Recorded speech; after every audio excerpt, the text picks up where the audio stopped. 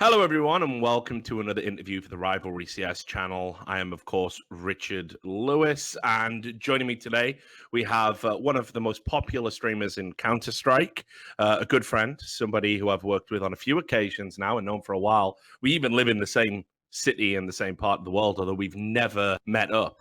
We did bump into each other in an airport once because I'm just a shut-in. I never go out. But it is, of course, the man you might know as fl0m. So how are you doing, buddy? I appreciate it. We're both in like weird situations at the moment because I'm in a hotel in fucking Indiana of all places, and I see you with a what's this you've got in the background? What's that? Is that a That's Gengar? Bob Ross. Wait, which one? Yeah, That's the big Gengar, and then Bob Ross, right. and then he's got an inflatable friend named John. So yeah, that's my crew. That's what I'm working with. Everyone needs an inflatable friend called John. So look, let's pick up with a bit of drama. Let's start with some juicy stuff, and then we'll just get into some more general stuff as it goes on. But obviously, one of the things that we were talking about quite a bit recently was what happened during the major with the CSGO media rights situation that happened, and you were kind of at the center of all of that, even though it was unwittingly. You know, you didn't want to be in the position you ended up in, which was basically as a streamer, it's always been okay to stream Go TV. You decided to do that with your community as you normally do, as you've done the last two times with me on the No Majors Club. And then suddenly StarLadder decided to hit you with a DMCA, which I imagine was very shocking for you and very worrying.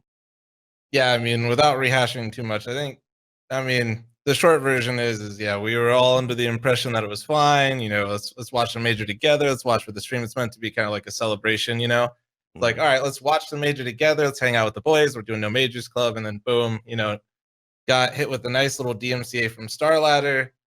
And then, yeah, the Valve response was definitely not something I was expecting, to say the least. That was a bit off, I think. I don't know. It just didn't seem in line with what they had previously said with other things. And they also kind of made it seem like this is the way it's always been.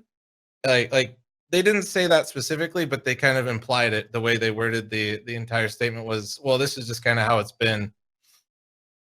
Yeah, which is weird because I'd feel pretty confident if it was ever a requirement to sort of go on record. I'm pretty confident that it hasn't always been like that. I distinctly remember, in fact, being told the opposite. You know, when I was working at E-League and just in general, it seems to be a new development. Now, as I said, I know you don't want to rehash a lot of this, but I think the community sort of need to realize that the way it was handled by StarLadder was very aggressive and not in line with what I would expect. You know, if you work in the community, if you're a tournament organizer, for me, there's an obligation on your part to try and always go down the path of least resistance where possible. But basically, what they did for you is they pretty much opened up with the salvo of a DMCA, and that's like really dangerous for streamers. I don't think the community realize that like getting one or two DMCAs on a channel can be terrifying because you're a hair's breadth away from losing your entire livelihood, right? Yeah, so not only is the DMCA just like, you know, you're banned, but it's a permanent strike on your record. So it permanently taints you, basically, is kind of what it is. It's almost like having like a criminal history of like having a DMCA. And it's one of those things where you get 3, your channel's gone. You're completely done. You don't get to do it. They just basically hit the delete button on everything you've worked on in your entire life. And then even just having 1 though can severely impact, you know, your chances of getting sponsors. Some people will see that kind of thing. People look into that. That isn't just something that's like, oh, he has a DMCA. And actually something that just recently occurred, I don't know if you saw, Richard, but there's been some retroactive DMCAs. Kind of like these are the DMCAs were being handed out from like a year ago, is what I saw yesterday.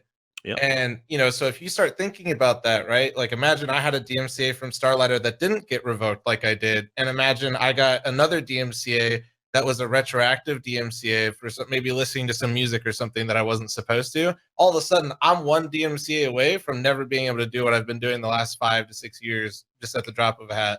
Yeah.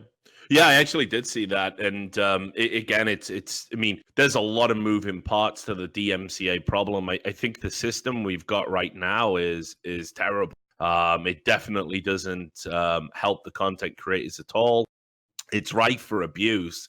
Very often you'll see there's like a scam going on for YouTubers and Twitch streamers where malicious entities will contact you and say, "Hey, I'm going to DMC, like I've DMCA'd your channel twice. I'm going to do it one more time unless you pay me some money." And in which case I'll cancel the DMCAs. That's like quite a common thing that's going on. But yeah, I mean, I think Twitch. I understand they have a legal obligation to do this, but it does kind of seem like that DMC you're talking about is ridiculous. It was literally from a year ago from a stream sniper that came onto that person's stream and played music. Yeah. Like, how do you stop that? No, you you know? can't. That's the real problem. Is like it would be one thing if it was retroactive, and on top of that, it was the streamer. But yeah, I should have mentioned that. That was a really key point, which was it wasn't even the streamer in this case that was the one playing the music that got them DMCA'd. It was somebody else that was stream sniping them and playing it through their mic. Yeah, I don't even know what you do in that. Like when that happens, when anything happens like that as a streamer, you can like mute things, you can move on, but there's still going to be a moment where you can't do anything about it. Somebody says something, you can do your best to minimize the after effects, but it's already been said and done. That's not, I wouldn't put that on any streamer. Yeah. Yeah, there's a lot of pressures I don't think people realize. And this is why like having like communication channels open is like very important, which is why the situation at the major for me wholly unacceptable because Valve didn't communicate anything effectively. Starladder didn't really communicate anything effectively except to say it's in our rule book, but without explaining why their internal rulebook for competitors would apply externally to streamers because I've not agreed to anything. There's so many pitfalls for streamers these days, and you have to really understand kind of where you're at any given moment.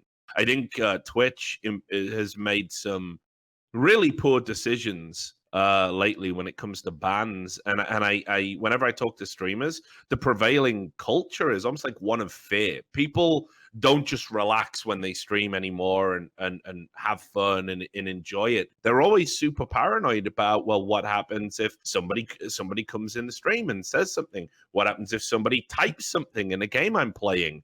What if I get up and I forgot I'm wearing shorts and the shorts are a little bit too short for Twitch's rules or whatever. I gotta work with that one personally. But it is crazy. Can you give us a little bit of insight into kind of like what it's like to sit down to stream and how much angst and anxiety you're kind of feeling? I mean, given that you're one of the nicest dudes I know, and I can't think of you ever having done anything wrong or even vaguely edgy, it just kind of seems ridiculous to me. But I know there's a lot of stress involved. I would say you hit it pretty well, to be honest with you. I mean, I think you summed it up really nice. Like, there's times where there's situations where there's things that I'm thinking about that even if I'm not mentioning it on stream, I wouldn't mention on stream because if it is going to become a problem, it'll just be exaggerated by me giving it attention. But a perfect example of something that I regularly do is I have wireless headphones, and when I get up, even at the start of a lobby of a game, I'll mute Counter-Strike because people will like say something racist, or like I'll have to block the other team because they'll say, like, if somebody starts just doing something like terribly wrong and I'm not there for that split second, yeah, I'm like super paranoid that 2 or 3 days from that moment I could get banned for something that I could have been in my kitchen making a fucking PB&J and I wouldn't even know, except for like hearing the panic in my headset. That's it. So I definitely think there's a minefield that you're constantly navigating as a streamer. I think some streamers toe that line a bit more than others and actively try to get play in that gray area, we'll just say, or like they're I wouldn't say they're looking for it, but I definitely think there's things that you can do as a streamer to stay out of that. But yeah, the overall paranoia and just kind of like fear that you're doing something that you're not even sure can get you banned, or somebody else might do something to you, is kind of always lingering in there. And it's, even if it's not overwhelming to the point where it's like crippling or anything like that, it's just, yeah, like it takes there's a little bit of edge to when you're streaming of just wondering, in the back of your mind if you're doing something wrong or if somebody else is going to do something wrong. It's just kind of always lingering there. Mm. Have you ever had a ban on your channel? Except the I Star couldn't Ladder remember. one. No, Yeah. I've never had a single. I haven't even had a warning before. Typically, you actually can get.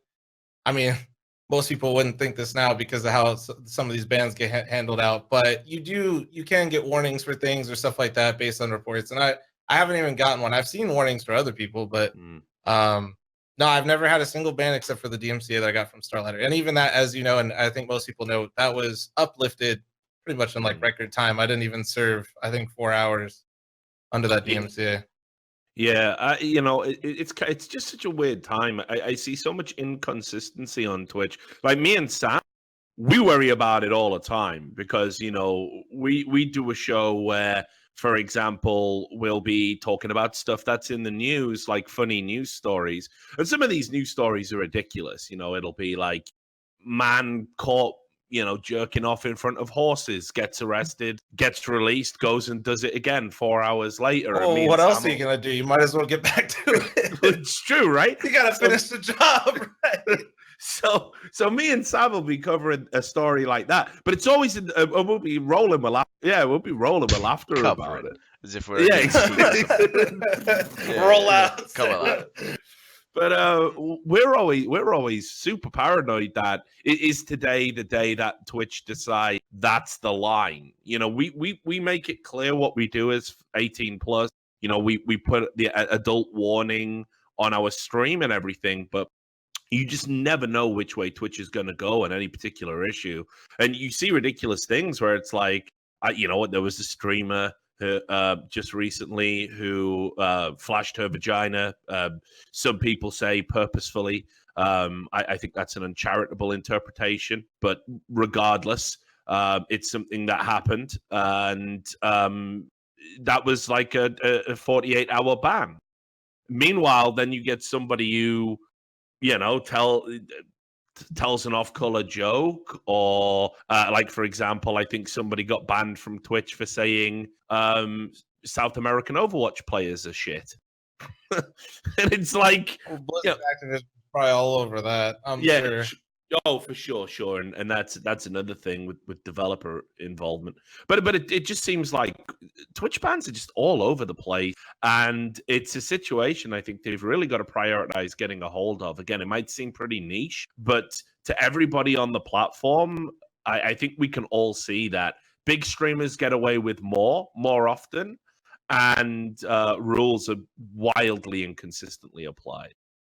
I think you're 100% right. I think some of these situations it's just completely random and like which way they decide to go with it. I think the other thing is, I mean, even if you ask some Twitch staff, it's not like they're naive to it. I mean, a lot of them, I'm good friends with quite a few Twitch staff, and the biggest concern that they know of and that they try, like, they know the whole moderation system needs to be reworked. There's no ifs, ands, buts around it. I don't even know how it works now, though. And a lot of them don't even know either because it's like a separate, there's, a whole bunch of different teams at Twitch, and then there's like a moderation team, just like anywhere else. And a lot of these employees don't even know what's going on with that. So how am I supposed to know what's going on with that?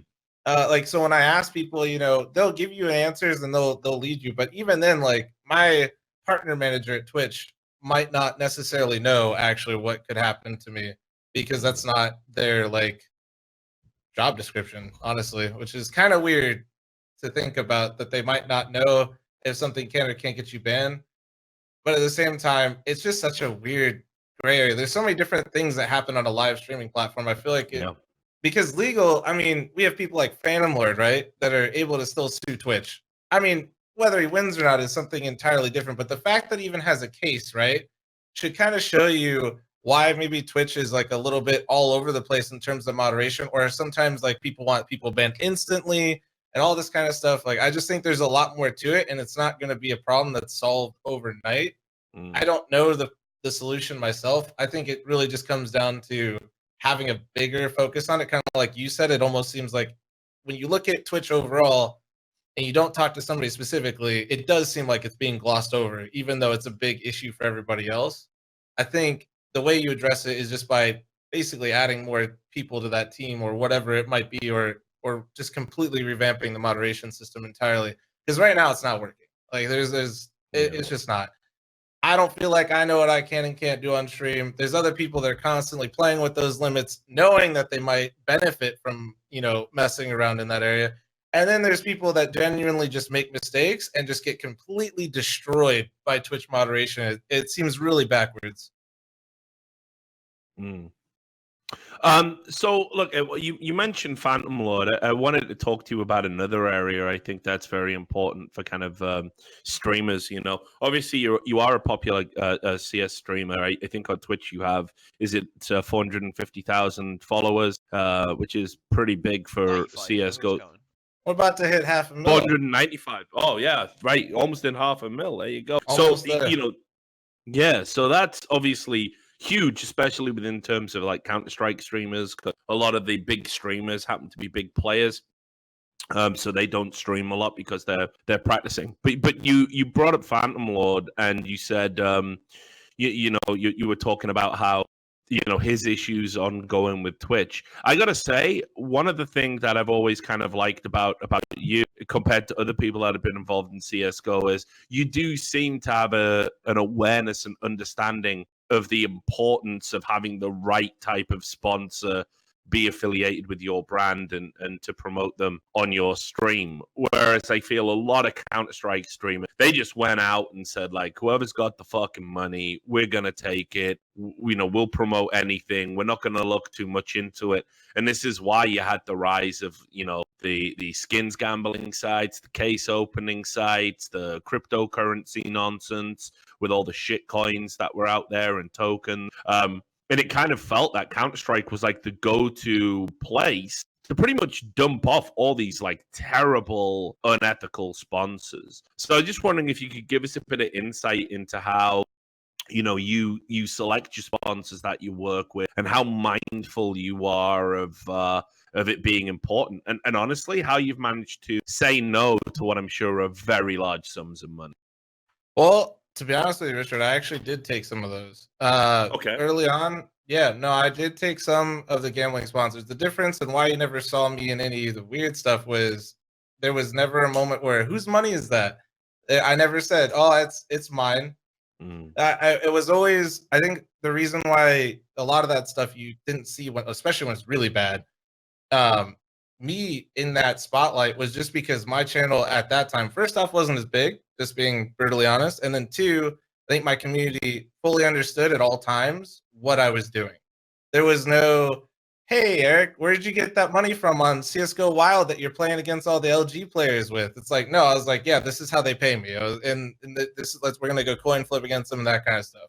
And then I got out of that like probably 2 or 3 months before all that stuff really started to just like, I don't know. It felt, it wore me out. It's not something that, it wasn't the content that I enjoyed doing. It felt at the time like a necessity. Especially in CSGO, if you were a streamer and you weren't doing giveaways or you weren't doing some form of gambling, your viewer count genuinely suffered. That is what people wanted to see in the CS section at the time. So I felt in that sense, it wasn't the money as much for me. It was more about trying to grow my stream and become relevant in CS and how to compete that way. And then as it went down further down the line, I just realized it wasn't something that I just didn't want to be with it anymore. And I think the community as well was in the same line of thought as I was. So it worked out really well in that sense. And that I kind of grew along with that whole situation. Like that's like, you got to keep in mind, I was in college and I've played Counter-Strike. That's like my whole life experience. So dealing with something like that was my first, I guess, taste of just how unethical or shady things can be in the real world, whether you realize it or not. And now, I mean, most of my sponsors now are vetted by my agency. I almost don't even have to. I mean, I talk with every single one of my sponsors, and there's deals that are basically laid out in front of me. It's like, do you want to work with these guys and these guys? And I know they're all legitimate because the agency that I work with I'm very lucky to have the agency that I do. And they handle almost all of that stuff for me.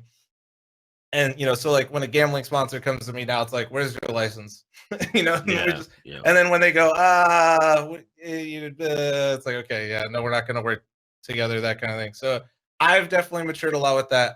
I was by no means a saint of the community, but I also think that I handled the situation just. I've always found that being upfront with my community, whether it makes me more money or not, has always been a much safer route than trying to hide making money from them. There's no point. Yeah. I'd rather just be real. Like, hey guys, like this is gonna make me a lot of money. I'm gonna do it, and this is like how I'm doing it, and this is how it really works. Well, some people I think were trying to pull one over. Like, I'm sorry, like there's a lot more of your Yeah. chat than you, and there's gonna be some motherfuckers in there that are way smarter than you. Don't try to outsmart them. Don't even pretend. I think Yeah. that's Yeah. basically how that whole path went for me. Is I just kind of grew along with it. I tried to get away from it as it got worse, and I did. And now most of my agency handles that, and they vet most of my sponsors for me, and that kind of. Yeah, I think there was definitely like there's a group of streamers and a group of people in CS, and again, I won't name any without themselves or justify the decisions that they've made.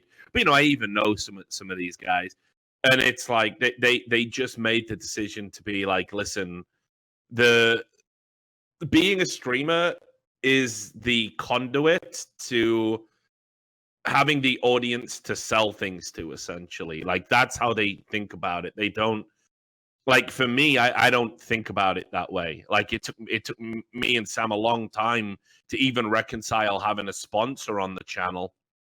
We didn't have sponsors for many, many years, and we turned down a lot of these sponsors that I know went out there, and we still get offers today. I don't know why people would offer me like a shady case opening site that's based in Eastern Europe with absolutely. Well, if Richard says it's cool, then that's why, right? That's why. Yeah. It's just like, guys, I'm obviously not going to say yes. And there was 6-figure deals on the table, and we just said no to those because it just wasn't something I wanted to be associated with. And I don't view my community as a group of people I'm selling to. I'm not pitching anything. But I know some streamers are very business-like in that sense, right? Let's talk about that then. I suppose having a community, it's a word that gets bandied around a lot, and I think it becomes an unrealistic position the bigger you get, right? So somebody of your size, you probably don't remember everybody that comes by the stream, and there's probably names that you don't, you recognize a few, but they slip away, and you might see people and they've been subbed to you for like 36 months, and you still don't really remember the name, and maybe you don't have as much time for interacting with them as you would like, and you obviously, you're a gameplay stream, so you're talking less as well.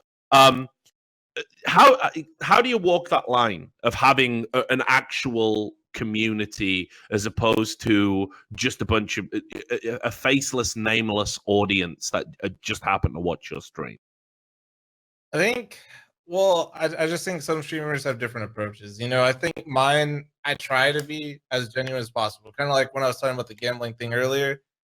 I found, for me personally, when I just lay it all out there and let them know what's going on, no matter what it is, it's always the best route, and I always get the best response. And that's like, I feel as if for me, being genuine and just not trying to force anything is how I like to stream. But some people, when they turn on the stream, they're there with the purpose of trying to like make content, if that makes sense. Yeah. Like, and that's okay. Like, I think a lot of people enjoy, like, a good example would be Doc, right? Like, Doc turns on his stream, he's a persona, he's an act, and he's there to make your day through his persona, and he has certain things planned out. He's gonna try to have certain moments, like basically scripted, through his stream that are gonna try to make your day and entertain you and make you forget about everything that's going on in your life. Me, it's more of, I'm just chatting with you, I'm playing some video games, and we're just here to relax and do our thing.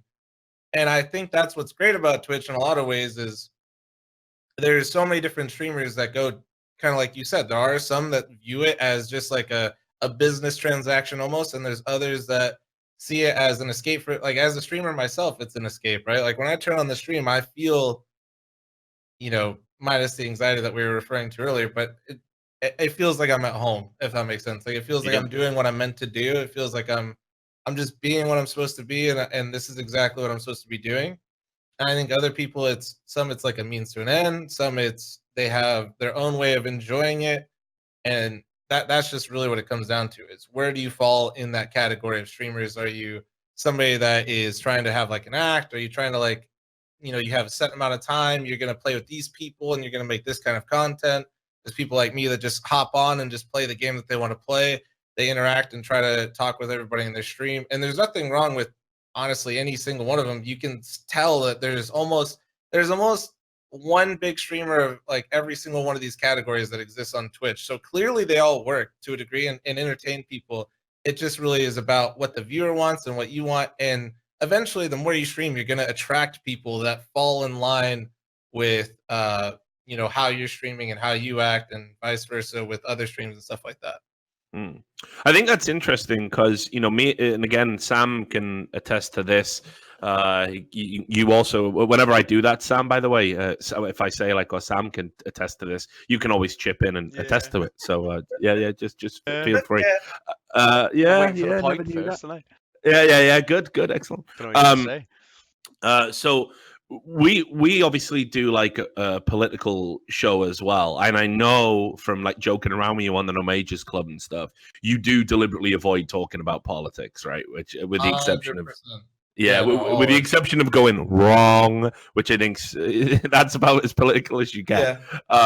Whereas we did a political show where it's kind of like, you know, again, we break down the media primarily. So what started happening was there was a period of time where we started getting people who were like coming into our chat that definitely were not politically aligned with us at all, and were saying things that we absolutely didn't endorse, didn't agree with, and didn't want to be anywhere near. And I'm not talking about like just the occasional political disagreement, you know, left wing, right wing, yada yada, whatever. There was some people saying some pretty outrageous shit. So we had to make it absolutely clear. Nah, like that's not who we are. That's not what this is about. We put the foot down. And over time, I think because we took a firm stance, I think about the community we have now, and I think everybody is in line with our values, right? I mean, it just took us a while to sort of get there, and we did have to be proactive in telling these unwelcome entities, you know, we don't want you here because we want everybody to feel welcome. We think you can have an adult conversation about politics, but it's absolutely got to be on the basis that whatever we arrive at the end, all still mates, you know, all still mates. Exactly, yeah. Well, that's kind of what I was also talking about, is like the longevity of how long you've been streaming. I think kind of helps that, right? Like the longer you stream, the more like-minded people that are going to come into your stream and get what you're doing.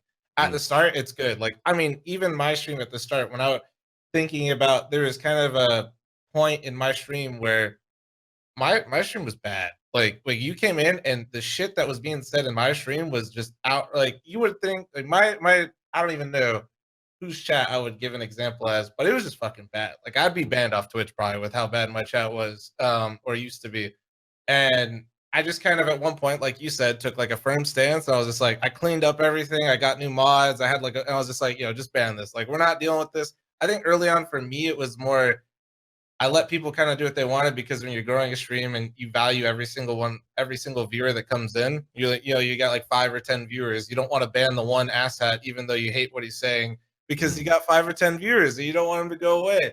Whereas you get bigger and you start to realize that doesn't matter as much anymore. You just kind of like, you know, you're like, get that crap out of here. That's not what I stand for. I don't want that in here, that kind of stuff. Yeah. So when you get so big, is it still feasible to be doing that? Like I do feel a degree of sympathy for some of the Twitch streamers, which are basically, they are held to a standard of, you must clean up your community. I just can't imagine, again, we'll use the doc as an example. Imagine being as big as Dr. Disrespect, and you have just donations flying in and people in the chat from all over spamming stuff, and you've got to somehow police that while also doing a very sort of high level stream where you're in a character, and it's a very technical stream with a high level of production value. It does seem to me that that's almost something I would want my Twitch manager or Twitch staff to be helping me out with, because I think it becomes unfeasible. You know, it's all right for guys like my size. I do know everybody who drops by the stream to some degree, and I can very quickly ascertain if someone is new or doesn't get it. It's easy for me because, we stream to about 1,000, 2,000 people. When you stream it to 20,000, 30,000 or more, I think policing your own stream must be incredibly difficult. I think a lot of bigger streams do, they just, I mean, you're not wrong. Like having a dedicated person in there that is always, like a Twitch staff or something like that, always watching and always just being mindful of what's going on and handling the chat is really important. I think a lot of the bigger streamers, what you'll see them do is just throw on sub mode. I mean, it's not perfect. It's not the greatest thing, but I mean, it does. Like, I almost think that's how you have to at a certain degree at that size, like you said, because it not only it cuts down a lot of the crap, quite frankly, like that's coming into your chat that is like doesn't get it or is new. But on top of that, it slows it down so you can have a more personal conversation with the streamer. The streamer can actually see what the chat is saying and like react to it accordingly and have real feedback from the chat. Where if it's just 20,000 people uselessly spamming like crazy, there is no interaction. It's just more of like a show of Twitch chat. Like the Twitch chat is now the show. Yeah. And I think like a good example of where you can go in and see like a Twitch chat just like going nuts, and not even a negative way. It's like genuinely part of the experience. Is like XQC stream. It's like a perfect example, right? Like his chat is just going nuts all the time, and I would say it makes his stream better the way that it is, and he does a good job of managing it and controlling it. I wouldn't say his chat ever really gets out of control by any means. I mean, I'm sure there's points where it does because there's so many people. It's just bound to happen. But I think kind of goes back to what I was saying before. There's different kinds of streams for different folks. And I think, Doc, yeah, you're 100% right. Like, it shouldn't be about the chat. It should be handled and it needs to be moderated, needs to be looked after. And that way he can do his persona, do his act, do his thing, and be fully focused on that. There's a lot of production, like you said, going into that. Where XQC is more like he's hanging with the boys and his chat is just going nuts and just borderline making his stream. I can't imagine XQC stream without his chat anymore. They are tied together in my mind. So look, we'll move away from streaming because this is ostensibly a Counter-Strike channel. So it's probably fair I do talk about Counter-Strike with you just a little bit. Fine. Yeah, I know. It's like, oh, yawn. Our day-to-day, the game that we love. So let's talk a little bit about Mythic, because I even have questions about this. Mythic, if I remember rightly, and I think I have to go back to 2015, so you'll have to excuse me if my memory's a little bit off. That was a crazy year for me. So I seem to remember it being kind of tied to the old Winter Fox organization. Is that right? Mythic we were Mythic, and this is like 2014, I think. Right. And then Mythic, what you would most people know us from is we started LG. So like we were the first, when Luminosity announced as an organization that it was going to ever exist, was by picking up our roster, and that was where that started. And that was like in Pro League, and then in Pro League we played, and then eventually I ended up getting benched for this really terrible player named Naf. Anyway, so yeah, I got benched for NAF, and then from that point, I personally basically was stuck in what most people would call like contract prison. Quite frankly, comparatively, like to what's going on these days, my contract was nice. I mean, I didn't have a bench clause, so that was nice, and was just chilling for about a year, full-time streaming while still getting paid my normal salary. But where Mythic went after that is then they later became Winter Fox, and then after Alex left Winter Fox and Winter Fox also disintegrated, Alex is Lex. We created what you would now know as Mythic, which is kind of like the stream team. It became a real thing. Mythic before was never what it is now. Mythic is like a proper LLC now. There's people that own it. There's like accounts for it. We own like Mythic League and stuff like that. Before it was just a team name on ESEA that we had as our name. Yeah. Well, that was what I was going to ask. So, a lot of people associate Mythic with you primarily. You're the guy that is kind of almost like the mouthpiece for the organization. You're the one that has the social media presence. You're the one that has the stream. You're the one that does a lot of promotional work for it. You were the person that was enticing people to come over to the Mythic League, which we'll talk about in a little bit. So But are you like an owner or co-owner? What is your position within the organization? Proper title would be co-owner of Mythic with Alex, and then we are the only two owners of the entire thing. So, I mean, in many ways, and this is kind of interesting, you know, we've talked a lot about player-owned organizations in Counter-Strike, and a lot of people are like, ooh, Astralis is a player-owned organization. But actually, yeah, but actually they own less than 10% spread out across the I players. think it's 20, isn't it? I think it's 10. Is it? Holy crap! Yeah. It's worse than I thought it was 20. Yeah. Well, Yeah, I think it's like they have about 2.5%, no 2% each, 1.9% each or something. Because Freddie Biscoff has a bit as well, maybe an even bigger bit. So you can count him as a player if you want, I guess. The thing is, I haven't checked because the company records are about to come out, so I don't know if they have had an increase in ownership since the amount came out. But I'm pretty sure it was like 10%. No, I default to you on that one. I always assumed it was 20. I mean, hell, even if it is 20.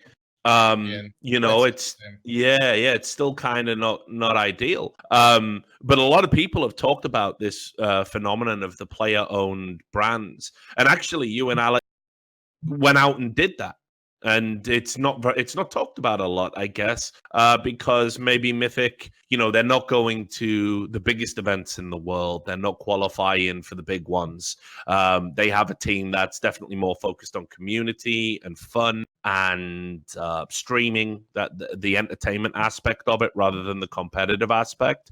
But I mean, that it's still a huge thing, right? I mean, were you guys like daunted at the prospect of moving into becoming owners? Did you feel like you were going to be out of your depth?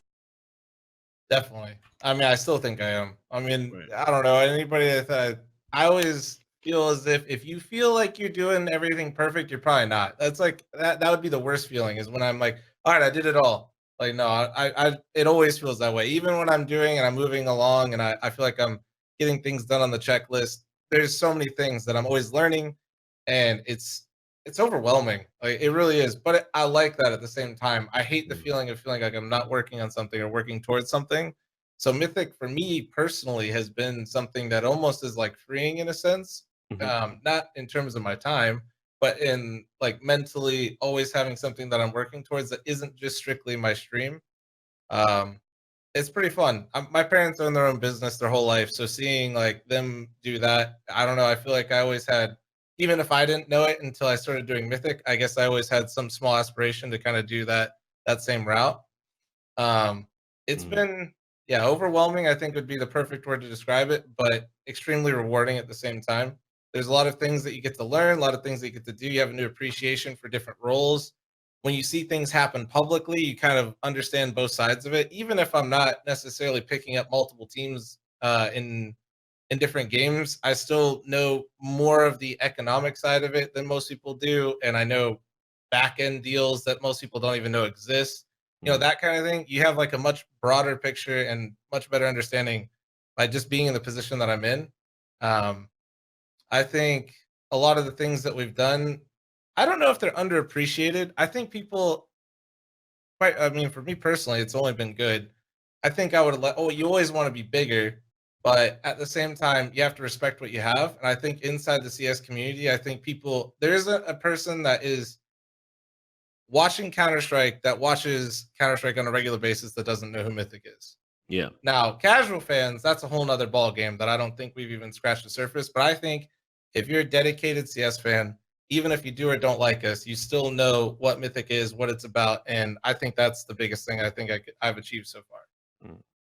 So it kind of begs the question then: why the focus on the streaming and entertainment aspect? Like, for example, right now your roster is a mix of, you know, veterans like yourself and Hazed, and new and upcoming players. You know, like Katie's in there as well. So why is it that you've not taken the decision to say, you know what, Mythic's doing good, we got a lot of attention, we're going to have a stream team, but actually I'm going to go out there and I'm going to try and get a roster that can, you know, qualify for some big events and shake up the NA scene? You know, it kind of seems that this is doing it the way you're doing it is a very deliberate choice. So I'm interested as to why. The why is because nobody in esports makes money and actually is doing anything positive to contribute to the scene. People just burn money, light it on fire. They go, hey, VC, give me your money. They light it on fire. They pay the players. They don't create any content. They give nothing back to the community in terms of content. And they just play matches. Like, that isn't a knock against anybody. But at the same time, like, what are these orgs besides just playing these? Like, I don't know. I don't want to get in a situation where a lot of these companies do, where they're basically just going, like, Mythic is mine and I always want it to be mine. And to really get into that field of teams where I'm gonna have a pro team, that requires me to get outside funding. Despite how well Mythic League is doing, Mythic League is doing great, but I have other aspirations of where I want to take Mythic League and in Mythic in that sense. But it isn't. I don't want to go near a pro team anytime soon. It just isn't something I'm interested in because, like I said, the financials just aren't there, and I'm not gonna let somebody basically buy out a part of me or Alex and give us a bunch of money and then we can go do that. That just isn't really my aspirations. I want to create cool things for the community. I want to stream. I want people to basically have a Hard Knocks 24/7 style, Mythic. I think we've slacked on the content department, quite frankly. Even though we stream, we've been trying to ramp up our VOD game and like our YouTube game. It isn't going well, but YouTube at the start never does. Yeah. So, that's just kind of the name of the game and what happens. But I think we're doing much better now. And the main reason I just stay away from that is, just the financials of it doesn't make sense. I don't like to be in a position where I'm lying to people or maybe exaggerating the truth to, basically get a team or something like that. And I don't want to give up power or control of Mythic just to be able to say I have a Counter-Strike team. Yeah, and I definitely agree. The amount of money involved, it's like you say, you would have to go and get some outside funding, which is, again, as we've seen many times, you do make a deal with the devil, I think. We've just seen it with Optic, with I Splat. mean, look at Optic, man. Like, if Optic can't do it, why do I think I'm going to be able to go in there and do something different? Like, I mean, Optic is something that I truly aspire to, and 100 Thieves. Both of them content first kind of guys, you know what I mean? And they get that, and they're constant, but it didn't even matter. You know what I mean? Like, so that to me, I'm just, I don't know. It's very daunting to think of losing control and losing something that I've built for that long, even if I got paid for it or something like that. I do think that if I wanted to go that route, I could afford buying like an MDL team and making them like a really good offer and genuinely be able to like salary them through and not have any issues. I also just don't want to be in the position of being a farm team though either. That isn't my aspirations of the roster. So it's kind of like, okay, I could get an MDL team, but more than likely they're just gonna, even if I form a good roster, they'll just end up getting poached or bought when they go to pro. Yeah. Which that isn't really what I want. I want the brand to be carried into pro league. And then, like I said, the other way is get outside funding. And if you get outside funding, more than likely you're going to lose control to some degree of what you're doing. You might not lose the whole thing like Optic or that kind of thing, but you're definitely not going to have the say that you once did. And I don't really want to do that. Yeah. Well, let's talk about Mythic League and where that's positioned in all of this. I remember when it was announced, I think you hit me up to let me know it was going down, and we put some tweets out and stuff.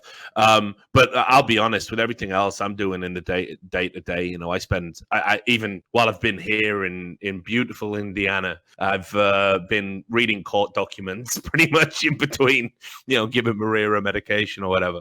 So I don't have a lot of time to even pay attention to online leagues and stuff. I catch the occasional game, so I'm very curious as to how the Mythic League has been going. Looking at it just prior to this interview, it seems to have been a resounding success. Yeah, I mean, we're now, Mythic League is the second biggest hub of all, Faceit. It's only behind one other hub, and that's the CIS hub, which is owned by Zeus. Okay. And then we're by far and away basically the biggest hub in North America. We're pretty much the only one that is successful in North America, that kind of thing. And we've put the most people in FPLC and FPL. I mean, that's like the short little, there's my sales pitch of Mythic League. I would say it was by pure accident, and kind of just like when we created Mythic as a whole. When we created Mythic, we kind of dragged our feet. When I started doing Mythic League, that was when I really started taking things much seriouser. I started getting accounts, got things trademarked, got things in order, had like lawyers look over things. Um, really, cleaned house, so to speak, made sure I was doing everything I was supposed to do. Mythic League overall, I obviously always want to be bigger. I think for just strictly being a pug system where people hop on and they're just playing, and the only thing that's motivating in terms of like, besides just playing good games, is you have some prizes and you can make FPLC and FPL. That's it. There's no like league tied to it like ESEA.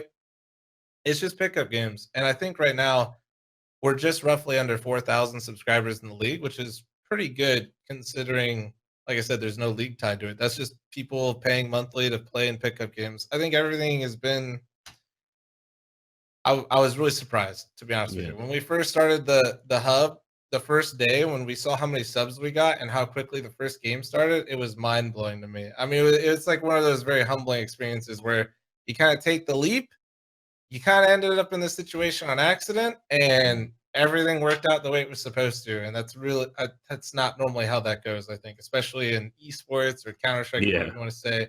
I think a lot of people take the leap and they land flat on their face. And yeah, I was really lucky to see how Mythic League and how successful it's been. Mythic Cup has been a lot of fun. We've been hosting our own tournaments. I don't know if you've seen any of those. We've held about 4. Even one of them got around 10K viewers at one point for a $2,000 prize pool online tournament with some MDL teams.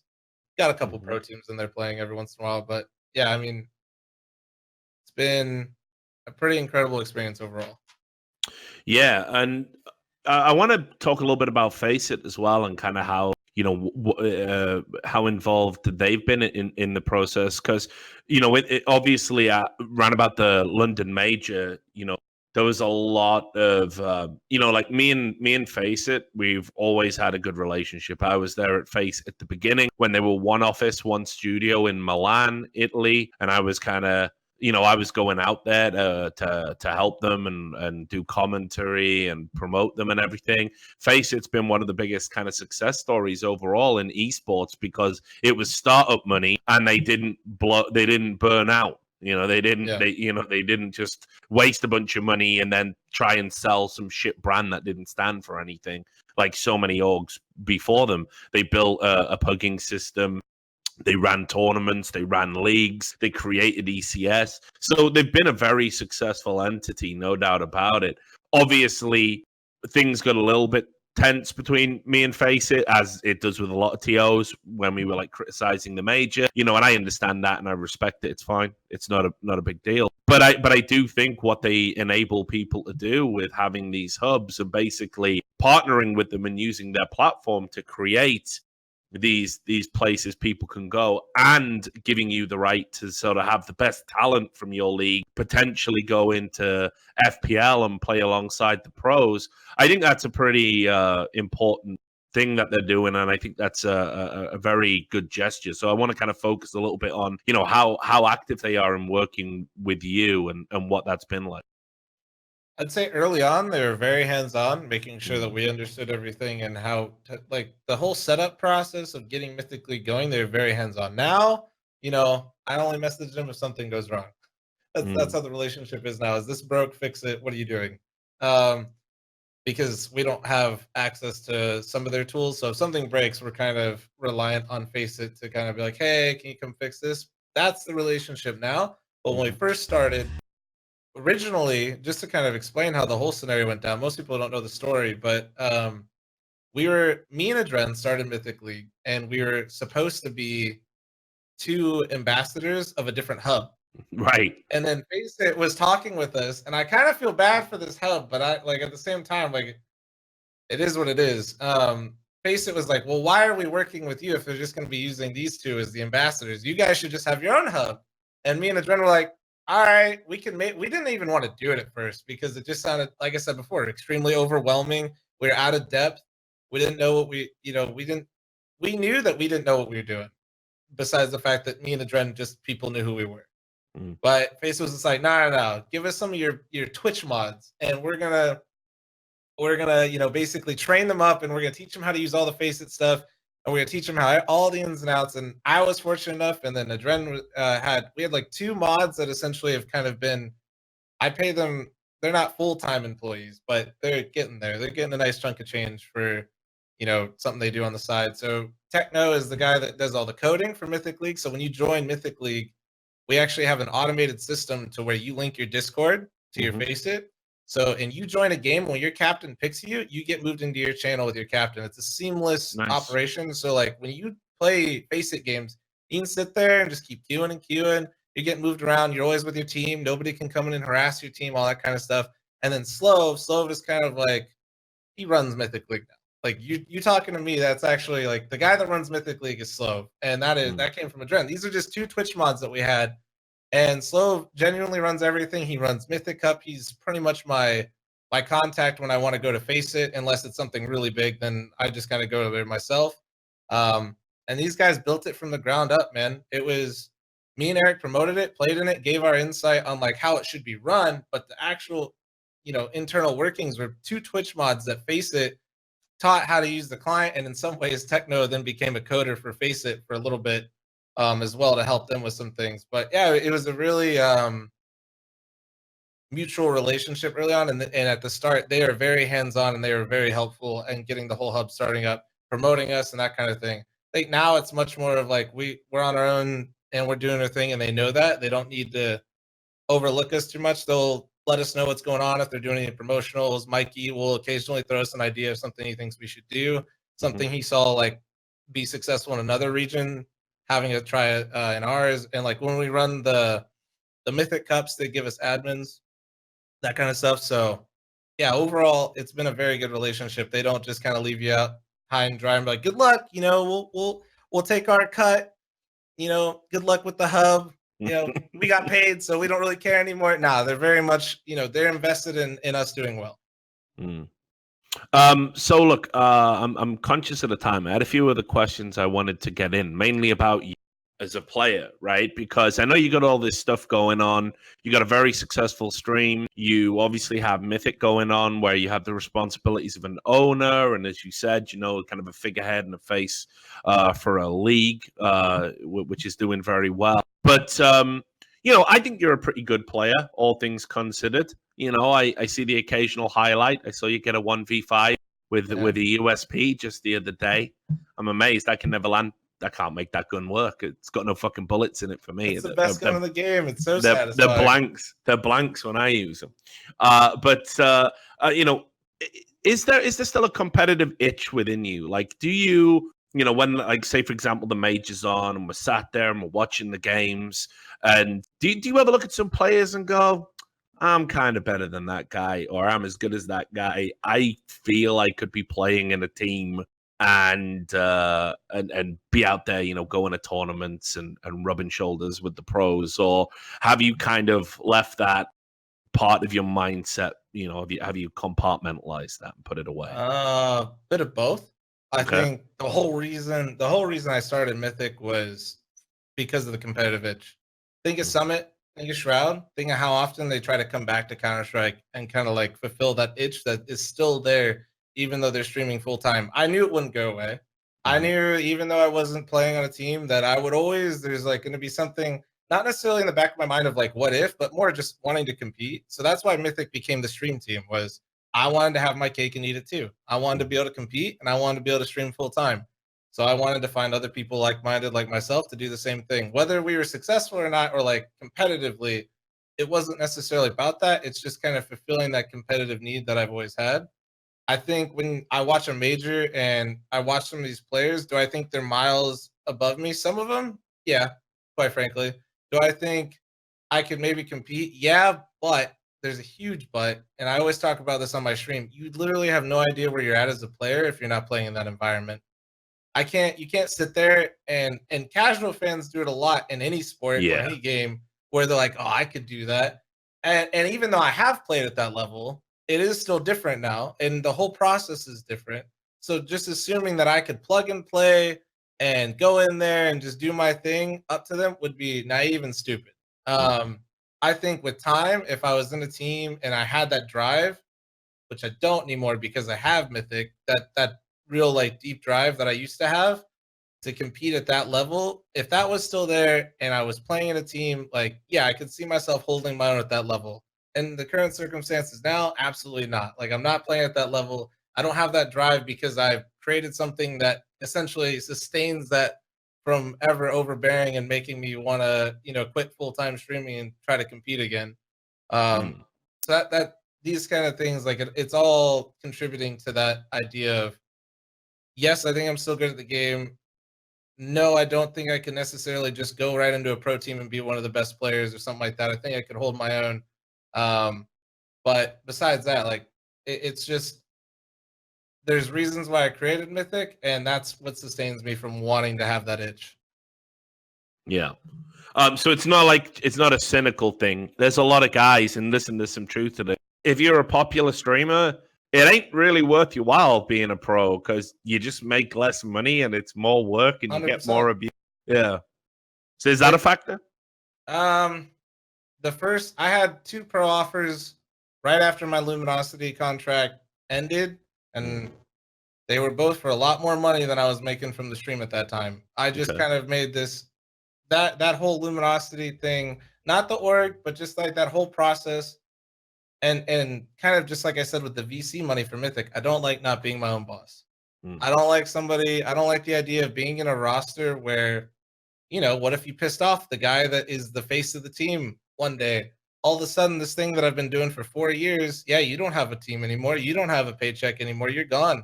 You had no say in it. There's no front office like there are in traditional sports. This is, if you aren't friends with the 4 other players in your team or you don't get along, and usually it's 1 or 2 that essentially control the roster, that is your livelihood, whether you realize it or not. If you're not one of those 1 or 2 players, if you're not the Nico of your team, if you're not the Fallen of your team, if you're not, Astralis, I don't even know. That one, that's a tough one. But you get what I'm saying. Like, there's players in every team that have way more weight to their opinion, especially to the org owners, than other players. And if you fall out of that favor, you're done. You don't control your own destiny.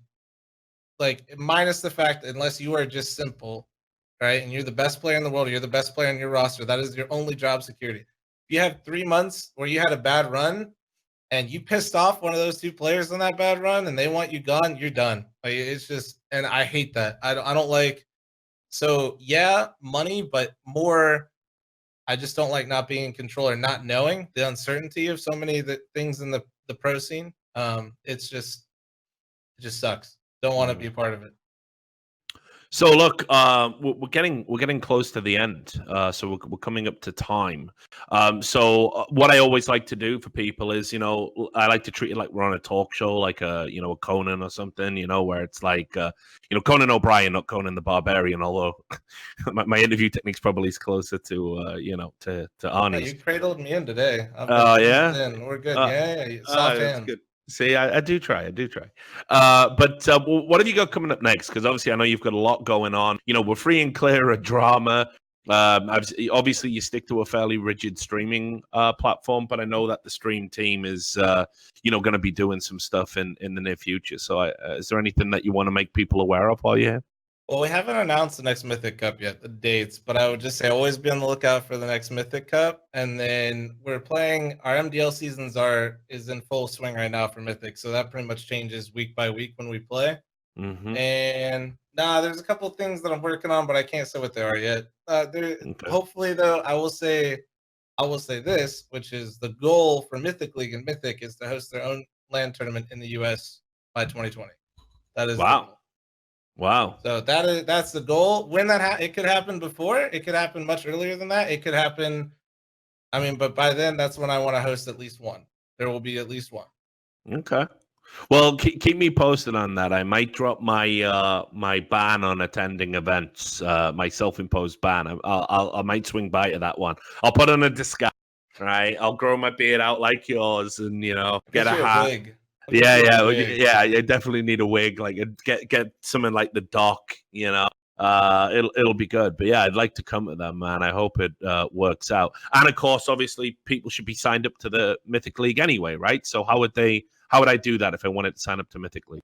Type in mythicleague.com and you're right there. And every single step-by-step process will teach you what to do and tell you exactly how to play, and all the rules, everything is right there. Really easy to understand. Step-by-step process. You're good to go. All right, man. Well, look, always good to talk to you, buddy. us two getting to know each other. That's been a real plus of living out here in the States and living out in Vegas and getting to work together and doing stuff like the No Majors Club together. It's been really cool. I know we keep flirting with each other and we never meet up. As soon as that's not my fault. All right? Yeah, I know, dude. Like, I honestly, there's always stuff going on for me, but I feel like I'm gonna get back, take a couple of days to relax, put my feet up, and then we'll do it for sure. Maybe we can get some cool content out of it or something. Who knows? But for now, all that remains to be said is, of course, thanks to my guest, Eric. You are watching the Rivalry CS channel. We're going to be having lots more interviews coming here. And just a reminder as well, because I may as well throw a plug in while we're doing the interview. If you go to rivalry.com, and you can go to rivalry.com/RLS. If you want to use my referral code, that's entirely up to you. That'll let Rivalry know you came from this video or some of the work that I did. Just know that if you wanted to place a bet on an esports event in any game, doesn't just have to be CS, whichever one's Rivalry are representing, you can basically get a free $25 bet in the sense that you place your bet. If you lose, you get your $25 straight back. So you can go out there, place a bet on an underdog, and either win big money or it costs you nothing. So definitely go and check that out. Rivalry are a great sponsor. I'm super proud to work with them. Been working together for over a year now, and hopefully many more years to come. So check that out. Thanks again to Eric. Thanks to Sam for pushing the buttons. And we'll see you. Yeah, always, buddy. And we'll see you in about a week with another interview like this one. Until then, take care.